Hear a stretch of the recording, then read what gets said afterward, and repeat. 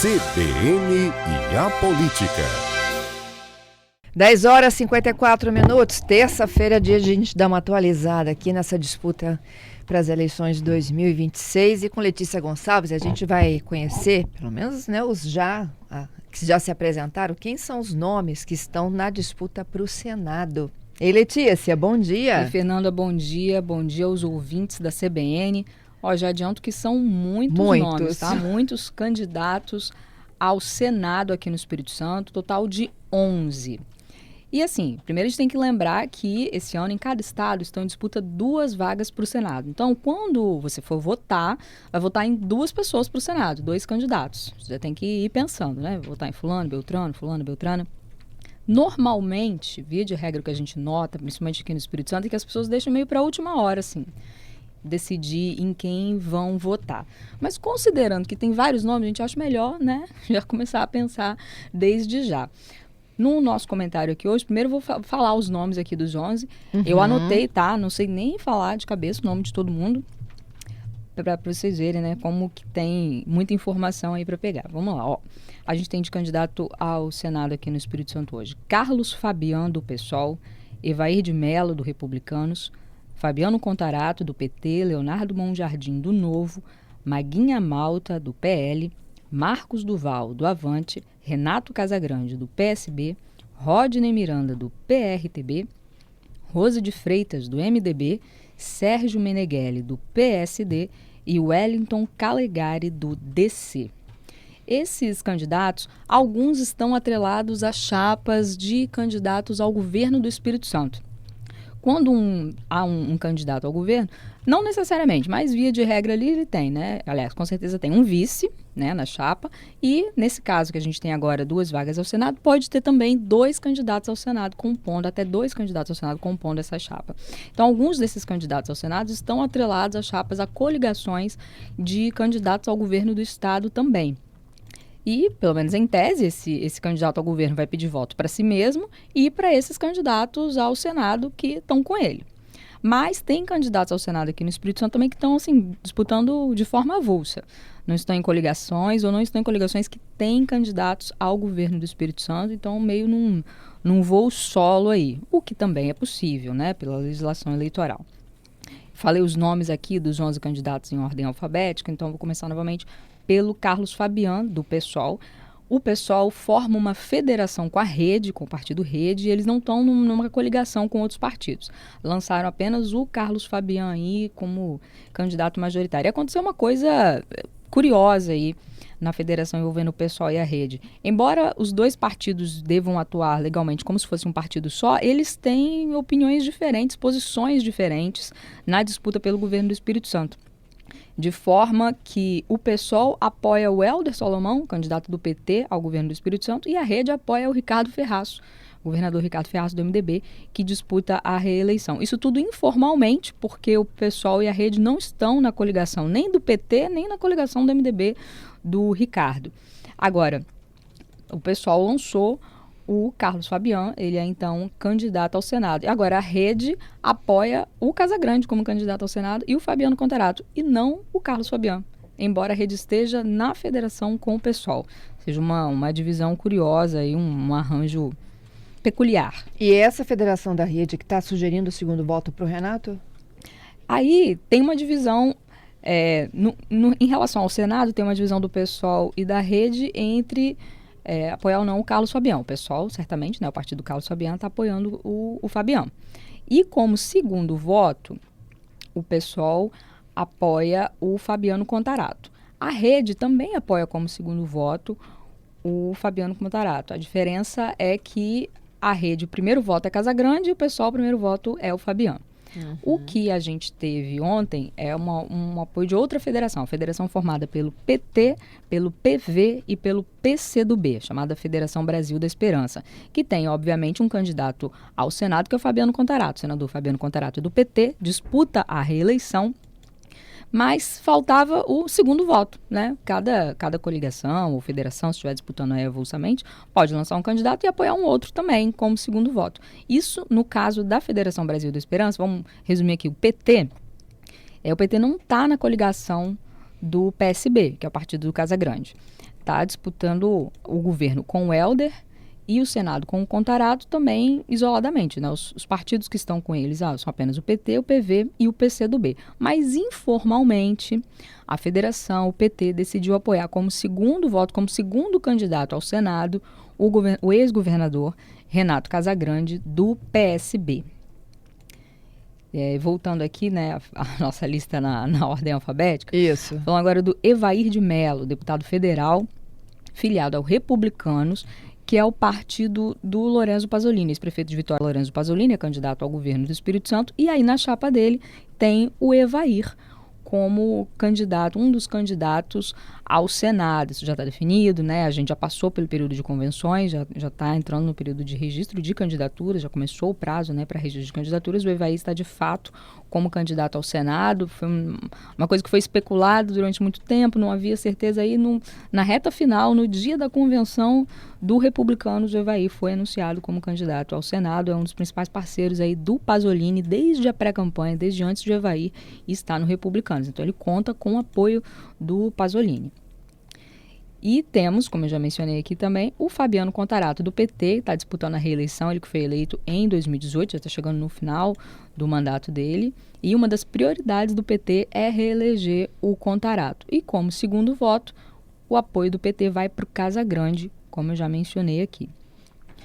Depois temos também o Leonardo Monjardim do Novo, vereador de Vitória. Inclusive foi a primeira candidatura registrada lá ao Senado, só que agora podemos ter uma reviravolta aí. Porque o Novo agora está dizendo que pode lançar o Monjardim não mais ao Senado, e sim como candidato ao governo do Espírito Santo.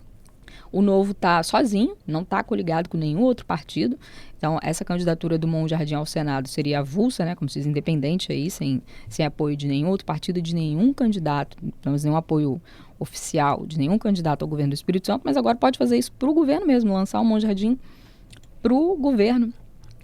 E o argumento aí do partido é que o Zema, o ex-governador de Minas Gerais, Romeu Zema, é candidato à presidência da República, e aí seria bom ter um palanque aqui para o Zema. Então a ideia seria talvez lançar o Monjardim para o governo, seria um candidato a menos então ao Senado. Terça-feira é dia de CBN Política, a participação ao vivo aqui no estúdio. Olha, as pessoas que estão no streaming já assistem a Letícia Gonçalves. Daqui a pouquinho também todo esse conteúdo disponível, tem podcast, tem no site, tem no aplicativo, tem na rede social, tudo que fala sobre a cobertura das eleições. E hoje a Letícia, ela está apresentando a vocês quem são os 11 candidatos que disputam uma das duas vagas ao Senado. Não é isso, Lê? Exatamente, Fernanda. Antes do repórter CBN, eu estava aqui dando algumas informações, alguns detalhes sobre os candidatos. Paramos em ordem alfabética, tá, gente? Paramos no Leonardo Monjardim do Novo, que, como eu disse, pode até virar candidato ao governo. O Novo pode mudar aí o registro dele, tá avaliando. E, continuando, temos também a candidata ao Senado, Maguinha Malta, do PL. Como o nome sugere, ela é filha do senador Magno Malta, que é presidente estadual do PL aqui. O Magno, ele foi eleito em 2022, então o mandato dele tem mais 4 anos de mandato. Ele não está participando das eleições desse ano diretamente e lançou a filha dele ao Senado. Se a Maguinha for eleita, vai ter pai e filha lá no Senado pelo Espírito Santo.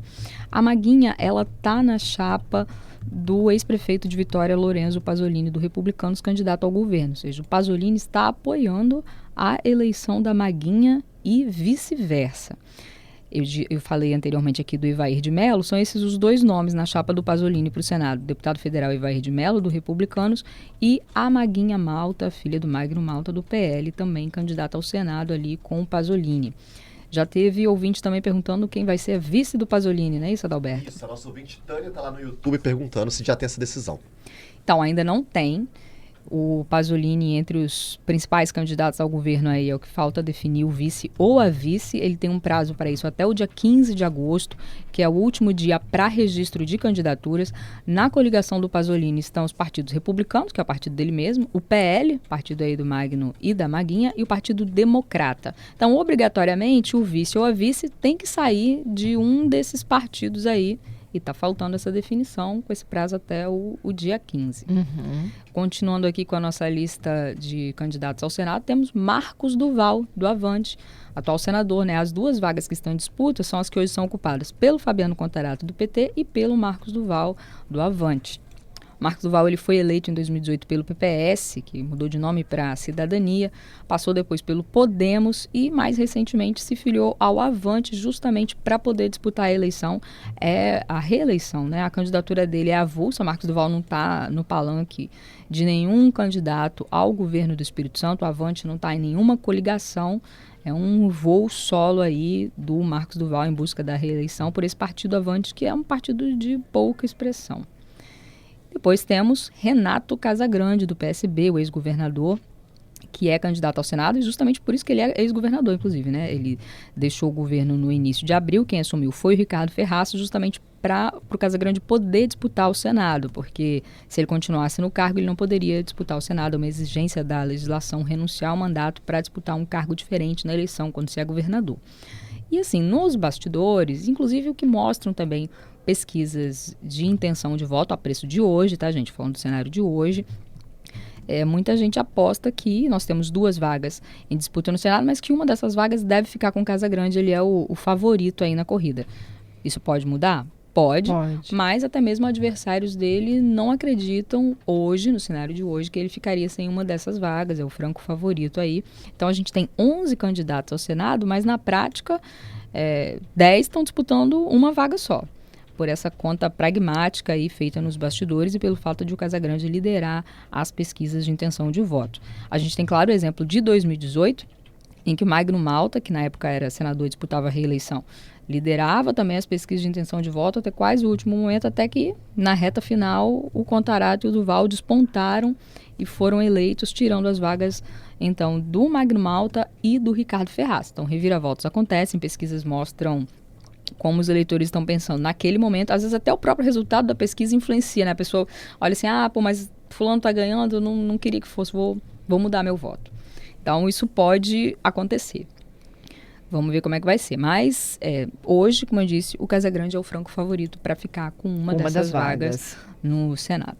Outro candidato que nós temos também, Rodney Miranda, do PRTB, ex-secretário de Segurança Pública aqui do Espírito Santo, passou uma temporada em Goiás, na verdade ainda está lá, tá voltando para o estado agora, e a candidatura dele foi uma certa surpresa, assim, não estava no radar, ninguém estava comentando essa possibilidade de Rodney Miranda voltar para o estado, muito menos ser candidato ao Senado. O PRTB é um partido, pode-se dizer, nanico, assim, de pouca expressão, mas na reta final da realização das convenções partidárias, anunciou-se aí o Rodney Miranda candidato ao Senado e novo presidente estadual do PRTB. Como que ele vai fazer? Mas também, novamente, uma candidatura avulsa, né?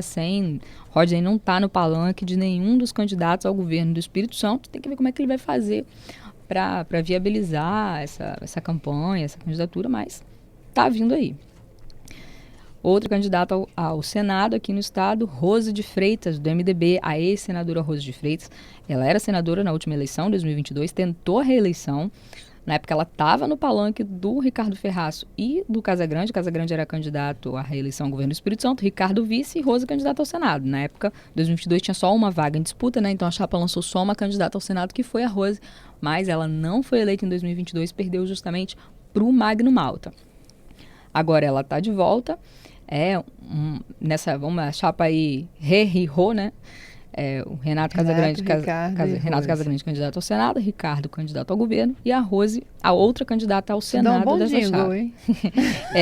Rememorando o antigo jingle da Rose. E ela está aí, então, com o apoio público do Casagrande e do Ricardo, tentando voltar ao Senado. Temos também como candidato ao Senado Sérgio Meneghelli, ex-prefeito de Colatina, atual deputado estadual, ele que é filiado ao PSD. Foi uma novela essa história do Meneghelli, a gente falou várias vezes aqui na CBN. Meneghelli foi pré-candidato ao Senado em 2022, não conseguiu. Aí ficou como pré-candidato ao Senado este ano também. Tentou muito e havia algumas especulações se ele conseguiria ou não, porque não estava conseguindo encaixar o nome do Meneghel em nenhuma chapa aí de candidatos ao governo do Espírito Santo. Por fim, o PSD decidiu lançar o Meneghel de forma avulsa mesmo, sem apoio de ninguém, sem apoio de nenhum outro partido, sem estar atrelado aí oficialmente a nenhum candidato ao governo do Espírito Santo. E Meneghel conseguiu, então, ser candidato, está disputando uma vaga aí pelo Espírito Santo só com PSD, sem nenhum apoio grande. E, por fim, temos também o deputado estadual Wellington Calegari, do DC, mais uma candidatura ao Senado aí de forma avulsa, Fernanda. Pois é, gente, são 11 nomes, hoje vocês conheceram aqui, e é claro que com o início da propaganda eleitoral, né, o eleitor ele se familiariza muito mais com o que ele tem de proposta, com o início das nossas sabatinas, Letícia, porque nós estamos já entrando, né, nessa fase aí, após o registro de candidatura, eles ficam oficialmente candidatos, podem pedir o seu voto e vão participar conosco em rodadas de sabatinas, tanto para governo quanto para Senado, quanto para os debates também, teremos debate para governo e Senado. E aí isso fica mais próximo, eu acho, né, do eleitor, do cidadão. Mas são 2 vagas para o Senado, 11 nomes até o momento lançados, isso tudo só vai se confirmar, é claro, no dia que eles vão lá fazer assinatura junto ao cartório da Justiça Eleitoral, confirmando quem é o nome e suplente, porque tem gente curiosa aqui para saber quem é suplente de quem. A gente só vai conhecer no dia do registro de candidaturas. Alguns já anunciaram, já definiram, outros não. E só lembrando que cada candidato ao Senado tem que ter 2 suplentes, o primeiro suplente e o segundo suplente. Esses suplentes, os nomes aparecem lá na urna também, né? Na hora de você votar na urna eletrônica, vai aparecer o nome do candidato ao Senado e os nomes dos 2 suplentes embaixo. Não necessariamente esses suplentes têm que ser do mesmo partido do candidato, pode ser de um partido aliado aí que está na coligação. Os suplentes, gente, são como assim, pessoas que ficam no banco de reserva. Se acontecer alguma coisa lá, se o candidato ao Senado ou candidata, né, for eleito ou eleita e precisar se licenciar, renunciar ao mandato, enfim, acontecer qualquer coisa, é o primeiro suplente que assume. Se não puder, não quiser, tem o segundo suplente também para isso. Os suplentes, eles não recebem salário nesse período em que eles estão só na suplência, a não ser que eles venham a assumir um mandato. Então é importante olhar esses nomezinhos lá, porque qualquer coisa que acontecer, na verdade você está votando numa pessoa e pode receber um outro senador ou senadora ali, dependendo daqueles nomes. Igual o vice, né? Eu tenho o candidato ao governo e tenho um vice. Quando você vota no candidato ao governo, você está votando também no vice ou na vice, porque eventualmente essa pessoa pode assumir o governo. É isso. Finalizando aqui, olha, o Giovanni está dizendo, não existe candidatura avulsa no Brasil, a gente chama elas de puro sangue. A gente chama assim de... Eu tô falando avulso no sentido de... Ele vai sozinho. De ser um partido sozinho. Não existe candidatura avulsa no sentido de eu ser candidato sem ser filiado a um partido. Isso. Não existe candidatura sem estar filiado a um partido no Brasil. Inclusive, tem prazo para você estar afiliado ao partido pelo qual você vai disputar a eleição. Estou falando avulso no sentido de não estar atrelada a uma chapa com candidatos ao governo do estado. O César está falando, olha, candidato bom é aquele que ajuda o povo, tá? Que tem propostas no Congresso que são para melhorar a qualidade de vida do brasileiro. Eu acho legal essa visão dele, porque a gente tem que pensar nisso, né? De que ele está ali nos representando. Ora no Senado, ora no Legislativo, como deputado federal ou estadual, as proposições ali de fato têm que ser para melhorar a qualidade de vida do brasileiro. Que legal essa observação. Exatamente. E o último aqui, o Elias, ele estava falando do início da propaganda eleitoral, que é isso, na propaganda eleitoral, quando a gente olha para a carinha deles e a gente entende um pouco mais de tudo isso que está acontecendo. É o pré-campanha, campanha e depois urna. É isso aí. Letícia, tem as datas aqui, Fernanda, fale. só para ajudar o nosso ouvinte aqui, porque a campanha oficialmente já começa nesse domingo, né, gente, quando os candidatos podem pedir voto, a partir do dia 16 de agosto, e essa propaganda eleitoral no rádio e na TV, que começa no dia 28. Então, já está nesse calendário agora dos próximos dias. É isso, Letícia, obrigada, viu, pela sua participação. Letícia que volta aí nos próximos dias, sempre conosco, tem papo de eleições, né, tem muita coisa para a gente conversar aqui. Depois de amanhã a gente já está de volta, Fernanda. É isso, até lá. Até.